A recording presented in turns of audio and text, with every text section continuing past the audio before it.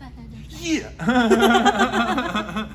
Hello, and welcome back to Ask Astanza. I'm Jessie. And I'm Josh. And today we're telling you what you need to know about laser hair removal.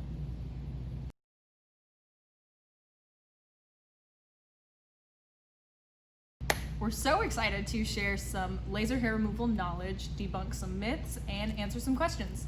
Let's go. Okay, question number 1. How does laser hair removal actually work? So laser hair removal works by attacking the hair in the follicle. So basically what we're doing is we're using intense light, whether that be from a flash lamp and something like an IPL or laser light energy, to use the melanin that's present in the hair to actually travel down into the hair follicle and kill the follicle itself. A couple odd things that I noticed and a couple misconceptions that I get is it's kind of a one and done treatment, or how many treatments do I need to have, and really that just depends on the number of follicles that you have in the area, because there's really a growing phase, we call that the antigen phase, in the cycle of your hair. And as you get more and more cycles, like on your face or on, you know, basically your head, right, versus your legs or your back, you need more frequent treatments and potentially more treatments to kill all of the hair that's in its growing phase rather than its dormant phase. So it can depend more on the growth cycle of the hair. Yes, so faster growth cycles usually have more follicular cycles, which is going to be like your face, anything above the neck, while something on your body usually has maybe between like 6 to 8 true growth cycles, which is about the average we see for removal of hair on the body. Oh, cool. So anything that's like the neck or above could be more treatments than below the neck. Or more frequent treatments. It just depends on who you are. So like a man's face has more hair than a woman's face. Sure. Right, especially as they age, etc. We all kind of know the struggles that everybody sees. So yeah, that's definitely something that we see, is that especially on a man's face, right? If they're lining their beard or they're doing the back of the neckline, they will usually see that be maybe 1 or 2 treatments more than the average 6 to 8 treatments. Right, and that's a pretty common treatment too for men, getting like the back of your hairline treated because it helps extend the life of your haircut, or your neck beard treated so that you're not always having to shave and deal with the ingrown hairs and stuff. It's so convenient. So yeah, that's it. Right. So the second question I always get asked is laser hair removal painful? Okay, that's a good question. The answer is no/not anymore. Laser hair removal used to be considered pretty uncomfortable, kind of painful, not a very enjoyable, comfortable experience for the patient, right? But that is usually due to your practitioner using older technology that uses these antiquated methods that lead to a worse patient experience. Like we've seen some devices that are not using modern technology, right? They will use this type of handpiece that almost acts as like a suction cup on the skin, which takes a lot longer, is incredibly uncomfortable for the patient because you're having to suck up your own skin into this handpiece, which is not natural or comfortable by any means. But yeah, it's slower and less comfortable. Some other things will only go like super slowly because the spot sizes are really small, so you can't cover as much surface area of the skin at once. So that really slows down the treatment process as well. But I mean, these laser hair removal systems all use older technology, which doesn't help the patient experience at all. So if your practitioner is using newer, more modern technology, especially technology like the MeDioStar from Asclepion that has 360 contact cooling, it's going to enhance the patient experience so much more, because you're going to have that initial cooling of the skin before you have the laser energy emitted onto the treatment area to really prep the zone, enhance the experience, and make it all around more comfortable to sit through and enjoy. And it's so much faster too with the larger spot sizes. It doesn't hurt. So yeah, short answer, not bad. Question number 3. Is laser hair removal permanent? Oh, that is a tough question. So the answer is yes, for the follicles that you have hit with the light energy. Okay. So when you attack a follicle and you actually do, so there are kind of 2 phases, right? So if you don't get it quite as if you don't heat up the follicle enough to kill it, you can stunt the growth, which isn't killing it. But for the most part, almost all laser hair removal devices will have enough energy to kill the follicle itself. And that follicle is done. It's not coming back. It's not going to regrow hair. It's permanently done. Are there any scenarios that would cause your laser hair removal to not continue to be effective? Like, are there any, you know, really special, rare situations that would warrant you to need an additional laser hair removal treatment later in life, like 10 years down the line or something? So the two that I can think of are gonna be menopause and pregnancy for huge hormonal changes. Makes sense. There are certain cancers that can cause hormonal changes, and there are certain like alopecia, right? The biotin and some of the other prescription medications for alopecia cause you to have systemic hair growth, right? They're not just targeting the hair on your eyebrows, and that could also cause you to have some additional hair growth. So the answer is yes. If you get laser hair removal and nothing changes, the hair that is dead will remain dead, but you always have more dormant follicles that were not active when the hair removal process was, or the treatment was completed. So that's why we call it permanent hair reduction, because as permanent as we want it to be, there are other things that cause you to grow more hair in dormant follicles.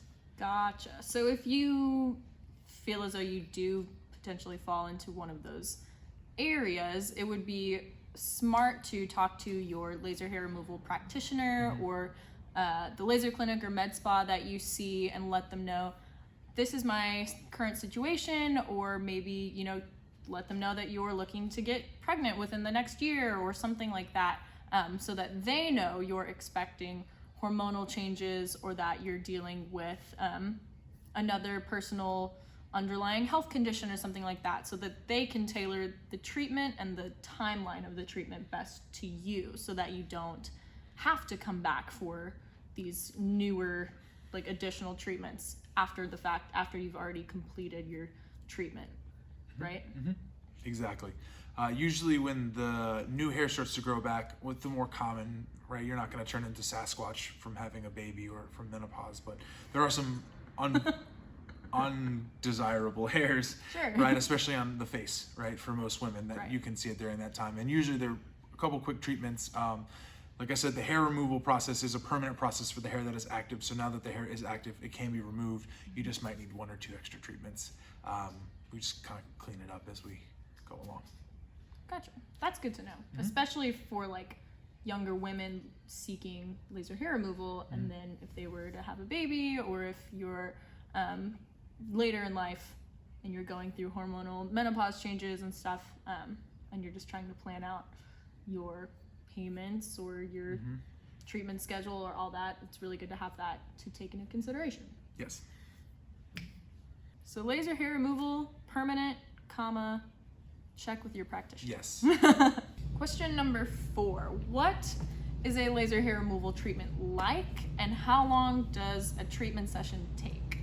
So, like, when I had my treatment done, it was it was really fast. I think that was the most surprising thing, was I went in, like, really patient intake took longer than the treatment itself. So I had my legs done, and they were able to complete that treatment within 10 minutes or so, like the actual laser application part of the treatment, right? Like, it took a nice amount of time to check in, sign all my forms, and, you know, consent and all those types of things, and then get me prepped, and then do a little, like, wrap up aftercare things. But the treatment itself was 10 minutes. Like, I could have gone during my lunch break. It was so fast. Yeah, it was crazy. And I asked the practitioner lady, she was so nice. I was like, is it usually this fast? And she said, no, we used to use this older laser, and it would take like 45 minutes for your treatment that you just had, like just the laser application alone. And I'm sitting there thinking, oh my gosh, that would be so annoying. Like, just to sit there with your legs propped up, like hanging out for 45 minutes. I didn't have to take off a whole afternoon to go. The treatment itself, I mean, your patient experience will vary by person. For me, it just felt like a little warm on the skin, but it wasn't like, it's hot, it's uncomfortable. Like there wasn't really pinching or anything. The one spot I remember, it was like a spot on my knee because I had to shave before I went for my first treatment, and I missed a hair, and so that like I felt a little ting, right? Because the hair wasn't supposed to be there for the treatment. But that was it. I asked her, I was like, how come that just felt, alarming? And she said, well, you missed the hair. I was like, dang it, I always miss right there on my knee. So, but now I don't because it's gone. But yeah, I thought it surprised me how fast it was and comfortable. Like I wasn't expecting to be so comfortable and relaxed during the treatment. I thought I was going to be tensed up. Yeah, I can tell you from using a couple different machines that there are varying reactions. Yeah. Especially with our new like MeDioStar from Asclepion. It's got a big spot size, so that can be a little bit daunting for people. But I think once you get the like cooling down on it and just kind of the speed, right? Like I think it's the small areas where you're like, how far are we? Like I've been zapped, 5 to 100 times at this point in time. And you're like, okay, we're done with the first leg, and people are like, that's the daunting portion where I can do a woman's legs in 10 minutes, like in and out. That's me, gel down, 10 minutes. Thank you. We're kind of wrapping up aftercare and we're ready to rock and roll. Nobody really has ever said anything that's rough, unless of course, they missed a shaved area or, it's been somewhere around the ankles or somewhere that's a little bit more sensitive. So, yeah, so sorry. So we kind of started to explain like what it's like in the treatment, but for those of you who are looking to get laser hair removal, it's very, very easy. Usually, depending on the system that they'll have, they'll either apply a layer of ultrasound gel or clear gel, or they'll have you kind of shave the area again, and then they'll kind of do an alcohol swab, which is important for both of those. Clean the area off, yeah, right? Clean the area off. There's not gonna break into your skin or anything. They just want to make sure that everything is clean. The biggest thing that I tell people is you might wear strawberry lotion, but when I heat that strawberry lotion up, it doesn't smell like strawberries anymore. Right? So just making sure all the oils and everything are off of your skin and make sure that's a healthy treatment. And then basically they're gonna proceed through, right? They're gonna basically target small spots on your legs at a time, and they're gonna slowly work through that process. After you're done with your treatment, which is another big kind of myth or issue that I see a lot of new practitioners having to deal with because they don't necessarily maybe explain it up front, is that you actually have a shedding process. Your hair grows from underneath your skin. So if you do get a successful treatment, you will be a little bit prickly in a day or two. And that's supposed to happen because that's actually the shedding or purging of the hair follicle. Right. You should be able to just rub that off and your leg should be nice and smooth. Just don't shave it. If you shave that area, you can irritate your skin. So. Right, so you're not supposed to shave in between the following treatments. Yes, if you're having to shave in between the following treatments heavily, you need to contact your practitioner because they probably needed to use more aggressive settings. Okay. Yeah. Ask me a question. So Jessie. Yes, Josh. How much does laser tattoo removal? Boop, boop. Question number 5. How much does laser hair removal cost? That is a good question, and it's going to vary based on where you are and the area that you're treating, right? So according to the American Society of Plastic Surgeons, in 2019, the average cost of a single laser hair removal session was about $285. But it's pretty logical to say that, a service or a good that you purchase in a huge city area like downtown LA or New York or something like that is naturally going to cost you more than what you would pay like in a suburban residential area, somewhere that's not as big and bustling, with more people, more options, more competitors too. So again, like the cost is going to vary widely by your location and the size of the area that you want to treat. So your back is going to cost a lot more to treat than like your neck or something. Right? That's right. Yep. I would say in the average of things that I've seen in my travels, I usually see the lowest amount that I've seen for maybe like an under the lip is usually around $75 to $100. And then if you're doing like a full set of legs, it's anywhere between like 5 to 7. Depending on the area that you're going into. And some people have deals, and the best way for you as the consumer is to buy a package, because you, as we said earlier, it usually takes 6 to 8. So having a couple treatments and buying them in advance usually gains you the ability to save some money and just kind of stock that away. So if you have that option, definitely discuss it with your practitioner.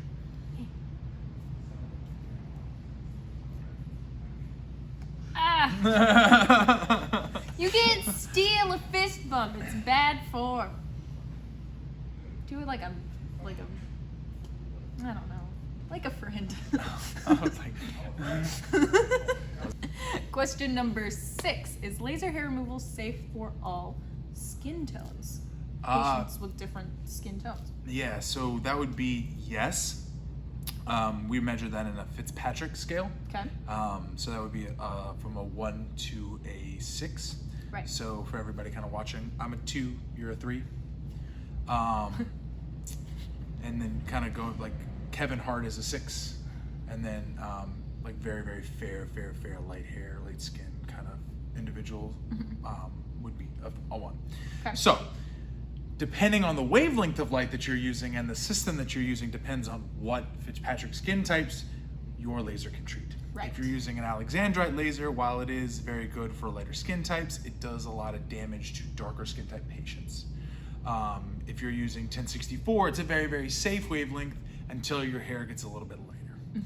So it's nice to have a happy medium or to have one or the other. So we use, on our MeDioStar, we use an 810 diode. So what that does is it kind of splits the difference, where it's not as damaging to the skin as 755 is in Alexandrite, but it also is a little bit more aggressive than 1064. And the difference that we can do with a diode that you can't really do with a solid state laser that have kind of been the main source of laser hair removal for a while, is that we can extend our pulse duration. So that's how long the laser is active on the skin and how long it takes for that energy to be presented, right? So if we're able to lengthen the pulse duration out, up to 100 milliseconds, we're able to effectively apply a little bit more aggressive treatment for the hair follicle while saving the skin the damage, which is great and awesome. And we've had some really good success with treating some darker skin type patients and some pigmentation on some darker skin type patients as well, because it's a little bit more gentler than like an IPL, or gentler than an IPL. Gotcha. So newer technology, you're saying, is safe for patients with darker skin tones for laser hair removal because it's comes down to a combination of the wavelengths and the pulse duration or pulse width. Yeah, and pulse width. We also use in the MeDioStar diode, it uses a 940 wavelength as well. So it's a little bit of, it's mostly 810, but it's a little bit of 940. Right. And 940 has a very, very good affinity for collagen. So actually, when we're firing it through the skin, we're going to be able to coagulate some of those superficial vessels around the very, very small microvessels around the hair follicles, which gives us a little bit more of an advantage, not only being safer on darker skin tones, but actually being a little bit more aggressive on lighter skin tones, right? Where the melanin concentration in your hair might not be as heavy, but I'm still applying more energy in a fashion that I might actually be able to get rid of the hair follicle. So when you're down here in Texas and you see a lot of natural blondes, you know that the MeDioStar is Raymond Supreme. So it's doing a good job. But all in all, yes. Yes. Sorry. Yes. Laser hair removal is safe for all skin safe for tones. all skin types. Just make sure that you check to make sure that the laser that your practitioner is using is safe for you. Right. And they'll let you know. Turn it up. See, here's the dial. It goes to 10, and then we take it to 11. 12. Weak. My hand only goes to 13. Ha! Fool. Question number 7. Does laser hair removal work on all hair colors? Laser hair removal will work on most hair colors, but not all hair colors. So you have black, brown, blonde, like brunette hair, usually fine. The patients where laser hair removal might not be a viable option for you would be patients with white hair or true red hair. Why is that? So with white hair, you don't have any melanin left. Your body has stopped producing melanin that goes into the hair production. So there's actually no chromophore, which is the fancy word for there's no color that actually brings the heat energy down into the hair follicle itself at that point in time. Vellus hairs are something that everybody really wants to get rid of. You don't want to see the kind of little small wispy hairs in the light when you turn sideways, but those are the hardest to get rid of. Unfortunately, they are, the laser has a difficult time targeting the pigment in the hair because there is none to remove it. Electrology is a good example of something that can take care of that. And again, that's even a challenge for them, is what I've learned over the years working with them as well. And then red hair actually is interesting because it's actually clear hair with iron as the pigment, not melanin. That blew my mind, finding that out. I was like, yeah, how do you have a clear hair? Yeah, exactly. It's very, very weird. That's why you see a lot of men's beards have a little bit more red tint to it, because a lot more blood flow, a lot more iron. I know, as crazy as that is. So the redder the hair, the more difficult time you're going to have, right? So as you get to a very, very fair-skinned person with very, very kind of light red hair, the lighter the red, the more difficult it's going to be to get rid of. But I would say people with like auburn hair or like some sort of mix in between should have no problems getting that removed. And then of course we kind of talked about blonde hair. Of course, you know, blonde hair is probably the next most difficult to get rid of, but with the appropriate wavelengths of light and the appropriate technology that you're using behind it, you shouldn't see any difficulties removing like your standard level of blonde hair. Right? Awesome. Last question of the day: what is the aftercare like for laser hair removal treatments? Oh, aftercare is pretty simple, but is very important.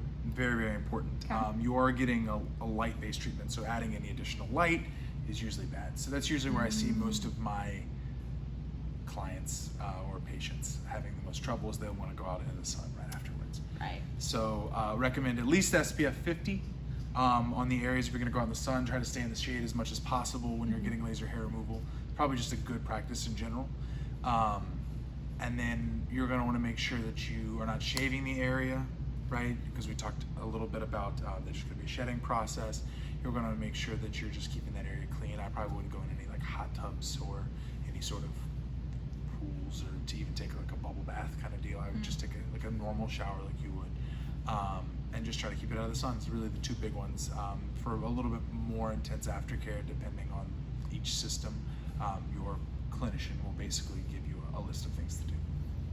But in general, avoid excessive sun exposure and don't shave in between your follow-up treatments. Yeah, and then avoid, like, don't jump into like a pool, or like try to stay out of like standing bodies of water, just because if you do have a negative reaction, right, like you don't want to get infected kind of deal. That's very, very rare, but it's just a part of every light-based protocol. Don't do that. Right. Yeah. I mean, the aftercare is somewhat similar to tattoo removal in that same line of thinking, right? Like, or pigmentation removal. Exactly. Like avoid the sun, keep it covered, keep it clean. That's everything. I guess laser hair removal, you don't have to keep it covered, right, the entire time. Yeah, exactly. But you got it. No, that's it. You got it. All right. Well, hopefully we answered your laser hair removal questions and cleared up any confusion you might have had surrounding the procedure itself, pricing, technology, all that kind of stuff. If you are interested in receiving a laser hair removal treatment yourself, please visit the patient area of the Astanza Laser website, and we can actually find you a practitioner, a business, med spa, or clinic, or anything near you that's using our Astanza Laser certified hair removal technology, like the MeDioStar. If you are a med spa owner or interested in earning money with laser hair removal as a service that you would provide, please let us know and get in contact with us at info@astanzalaser.com. We also will include a whole bunch of links below in the description or in the caption of this video with some helpful resources, right? So product brochures, financing calculators, market assessments to find out what your competition would be like in your area, all that kind of stuff to help you get started with your own laser buying journey. So if you guys do have any questions, let us know, holler at us at the email address, give us a call, DM us, comments, carrier pigeon. And if you want to speak to an expert, please feel free to request that from info@astanzalaser.com. We're always trying to kind of show our technology, especially in these tough times, by doing virtual demos or having a consultant like myself kind of walk you through best practices for your office. And if you have special needs, we can absolutely work with them as well. Of course. Yeah, we'd be happy to do virtual demos as well for any of our laser technology, whether it's for hair removal laser, tattoo removal laser, skin resurfacing laser, you name it, we will virtually demo it. So let us know, and we will see you guys next time. And as always, please like and subscribe down below. That's his favorite part.